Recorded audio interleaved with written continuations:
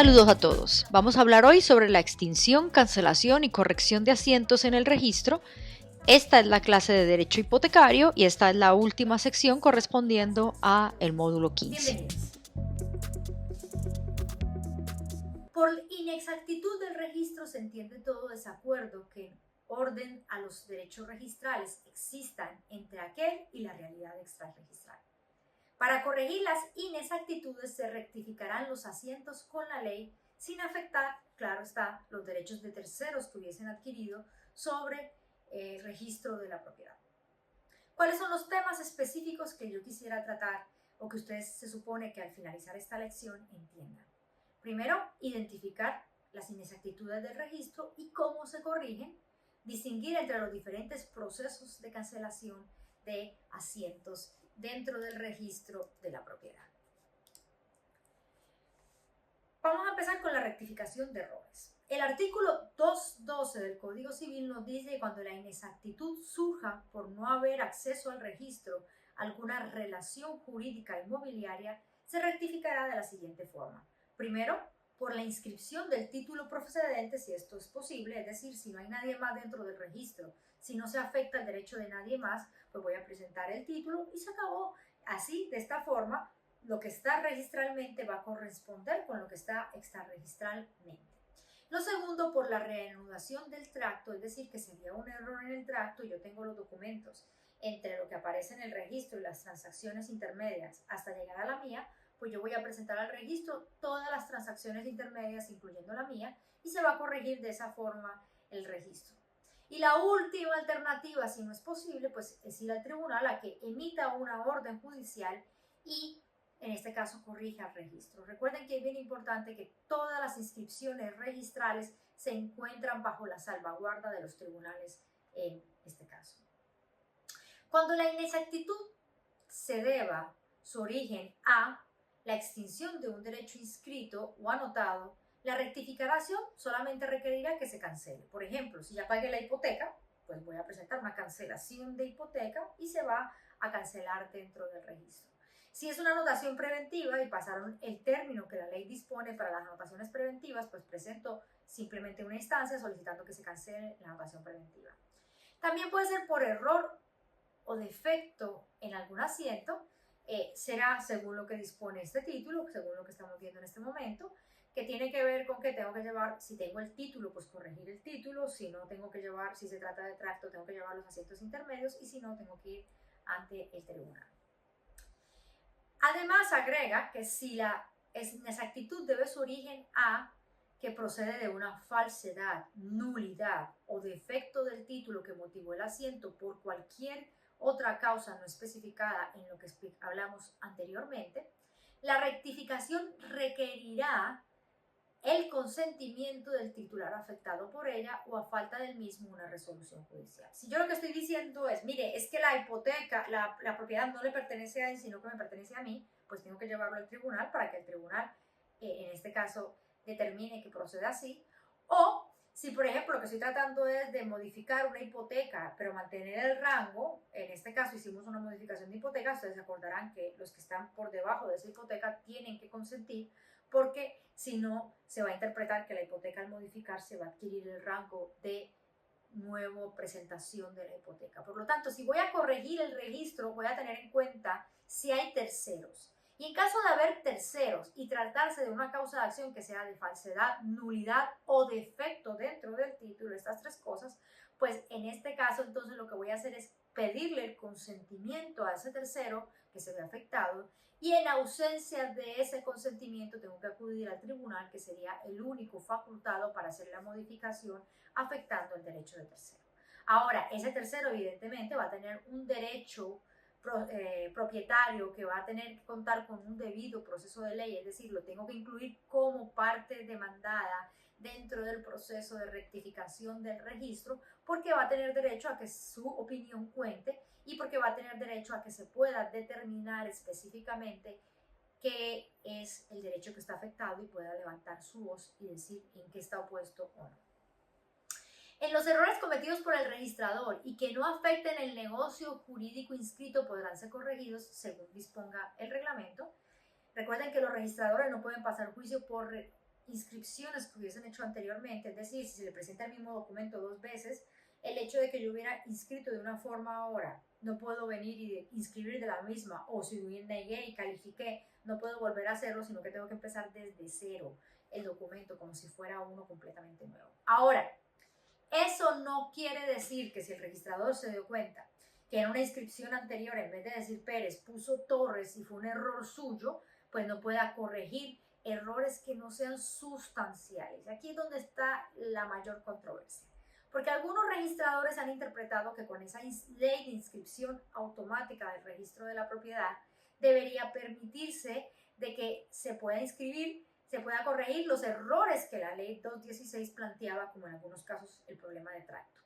Sin embargo, y esto es importante, si es un problema de tracto, es un problema sustantivo, no es un error menor, y ahí solamente los tribunales tendrían la facultad jurídica de intervenir y modificar. Y tenemos el caso de Banco Popular versus Zorrilla 2024 TSPR 62. Aquí se trata de una hipoteca que estaba con una descripción de cabida con unas medidas de la propiedad de 253 metros cuadrados. El registrador, en este caso, se había dado cuenta que había una cabida mayor en la finca que la que se había descrito en la escritura. En este caso, cuando el demandado se da cuenta de esto, notifica o solicita la desestimación de la causa de acción cuando se le pide la ejecución de la hipoteca, porque interpreta que había un error sustancial en la cabida y que como hay un error sustancial en la cabida, hay incertidumbre sobre dónde cae el derecho. El Banco Popular, por su parte, indica que la hipoteca, según la ley, se va a extender a todo lo que se dio en garantía y que si la finca es más grande de lo que originalmente se dijo, se interpreta que se extiende también a esa nueva cabida. El deudor alega que el Banco Popular, si se fuera así de su conclusión, aplicaría el enriquecimiento injusto porque evidentemente va a ejecutar más de lo que se le dio en garantía y esto es lo más particular que señala el caso, el registrador hizo una nota, originalmente la corrección de cabida estaba, o sea, había una nota en la cláusula novena que luego se trae a la cláusula 18, acuérdense que una nota marginal es algo que se pone al margen de la inscripción, donde establece que la cabida no son 253, sino 600 metros cuadrados. En este caso, la pregunta era si esa nota del registrador, que se hizo sin solicitud de ninguna de las partes, podía ser válida. El Tribunal Supremo, en este caso, establece que el registrador no podía afectar la cabida mediante una nota aclaratoria. Las notas aclaratorias y las correcciones de asientos en el registro única y exclusivamente van a proceder cuando no afecte derecho y el registrador las puede hacer de oficio, pero si en este caso se hace o afecta derechos como sería este, requiere el tribunal. En este caso, la nota aclaratoria, ahí les pongo la aclaración, donde el registrador hace constar que en vez de 252 metros cuadrados, lo correcto era decir que eran 600 metros cuadrados, según corresponde a la inscripción novena de expediente y pone el número del caso. El Tribunal Supremo dice que para haber rectificado la cabida se requería una sentencia, un expediente de dominio o una escritura de rectificación y que el registrador no podía unilateralmente alterar la cabida de la escritura de hipoteca, aunque la finca ya se había alterado su cabida, porque afectaba el derecho de terceros y tenía que contar con la comparecencia de todas las partes. Recordar que errores menores son los que no alteran la sustancia de los derechos de las partes envueltas ni de quien se relaciona con la publicidad del registro. Tendrían que ser errores de menor cuantía, no de menor cuantía, sino de fácil corrección y que no afectan en este caso.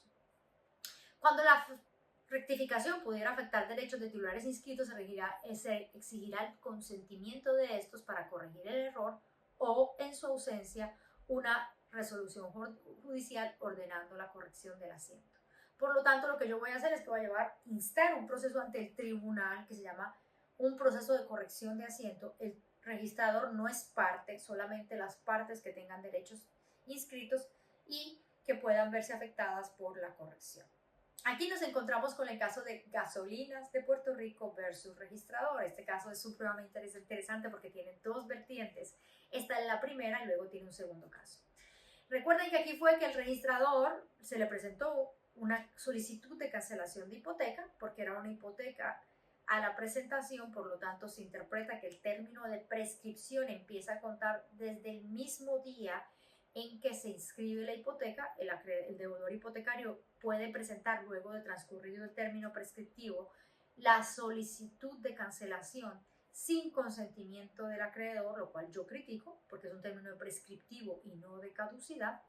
Por lo tanto, en este caso, lo que nos planteaba era que ese acreedor sí estaba llevando las acciones de interrupción, estaba llevando una causa de acción contra ese deudor de cobro de dinero. Por lo tanto, los deudores, sabiendo que esa hipoteca estaba vigente, la pidieron la cancelación.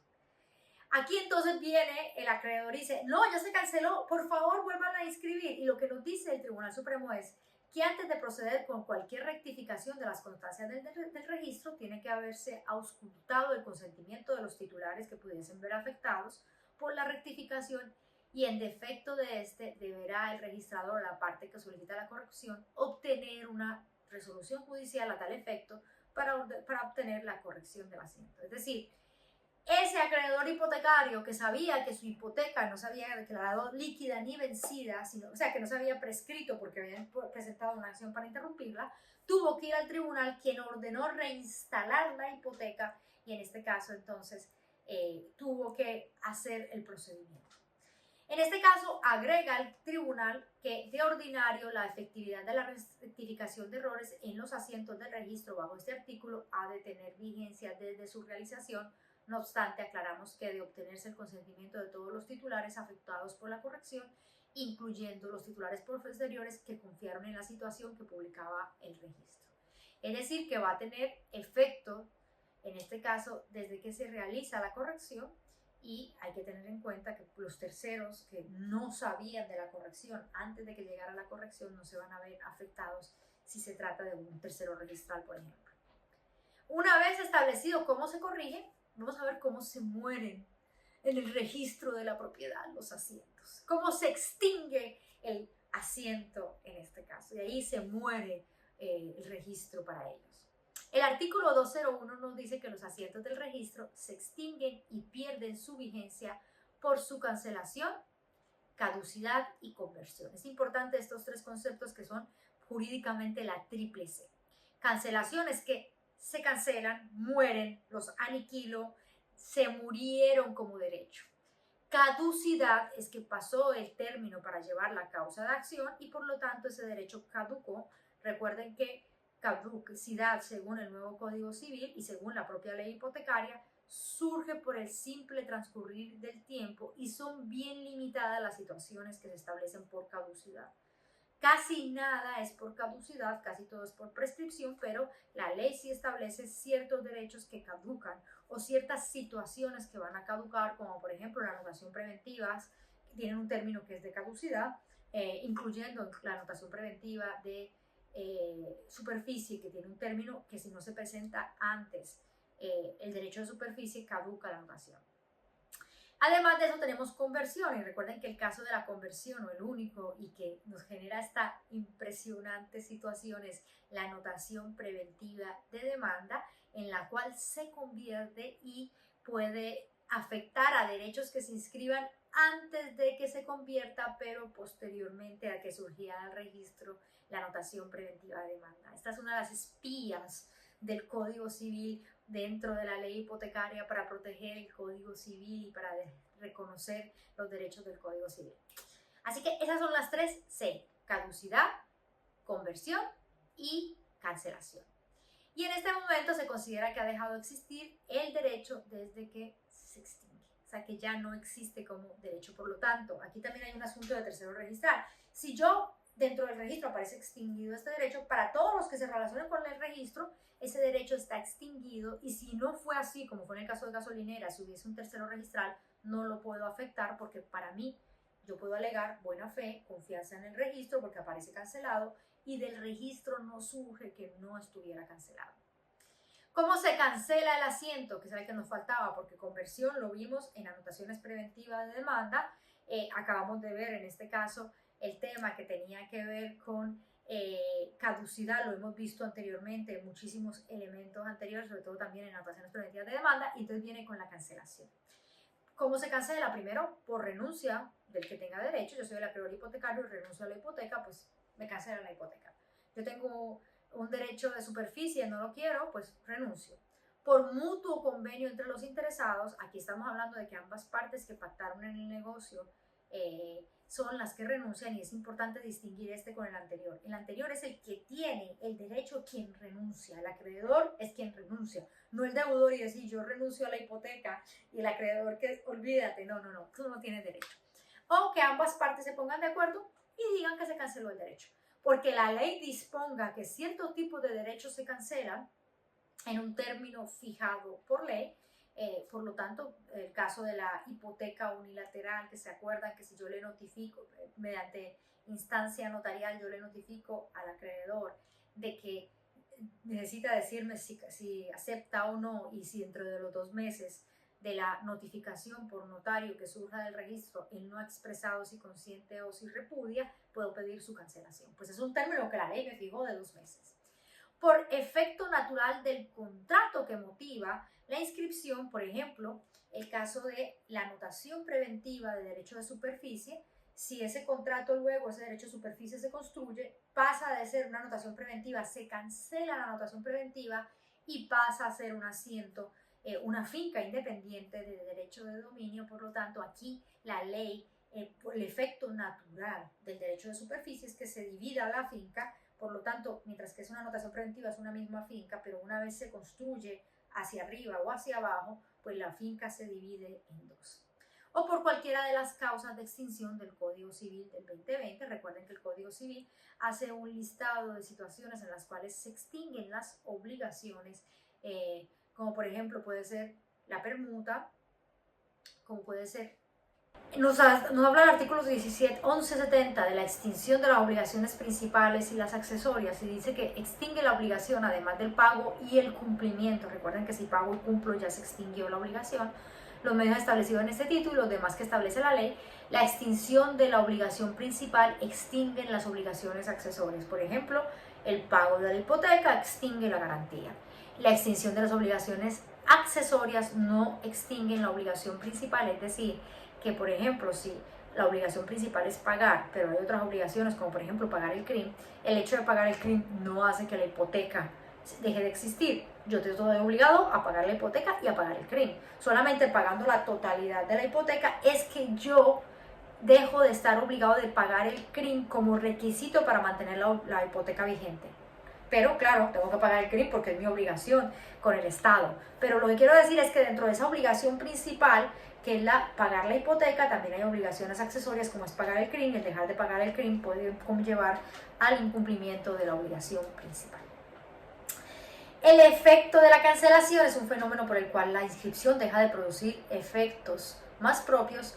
En este caso puede conseguir y se cancelan. En este caso puede en algunos casos proceder algunos otros incidentes, como podría ser la muerte de la hipoteca, que fue el caso de gasolineras, que era una hipoteca, y ustedes saben que la hipoteca existe mientras esté inscrita. Una vez deja de inscribirse, fallece jurídicamente. En resumen, estamos hablando de que la cancelación el registro se puede corregir mediante los procesos que la ley reconoce para corrección del registro. En este caso no estamos hablando de que la rectificación de errores se hará por el título si procede, la reanudación de tracto presentando los títulos que están intermedios, o por una resolución judicial. También puede ser que se corrija mediante la extinción del derecho inscrito. Por lo tanto, si se extinguió fuera del registro, pues pido su cancelación. O en este caso, si hay un error o defecto y es de fácil corrección, podrá el registrador por sí mismo hacerlo. Ahora, si se trata de falsedad, nulidad o defecto del título, es necesario el consentimiento de los titulares de derechos posteriores que puedan verse afectados, y en su ausencia una sentencia judicial. Si el registrador comete un error, pues puede pedir que si es menor, lo puede corregir él mismo. Si es de naturaleza mayor, pues tendrá que pedir una sentencia. Lo importante que dice la ley es si puede afectar derechos de terceros. Y aquí en este caso entonces los derechos se extinguen por la triple C: caducidad, cancelación y conversión, Por lo tanto, es necesario ver cuál de las tres aplica. Recuerden que la cancelación va a ser por renuncia del que tiene derecho, por acuerdo mutuo, porque la ley lo dispone, por efecto del contrato de locomotiva o por cualquiera otra de las causas que la ley dispone. El efecto de cancelación es la muerte jurídica del derecho. Con eso terminamos el curso de Derecho Registral Inmobiliario. Espero que lo hayan disfrutado tanto como yo lo he disfrutado este semestre.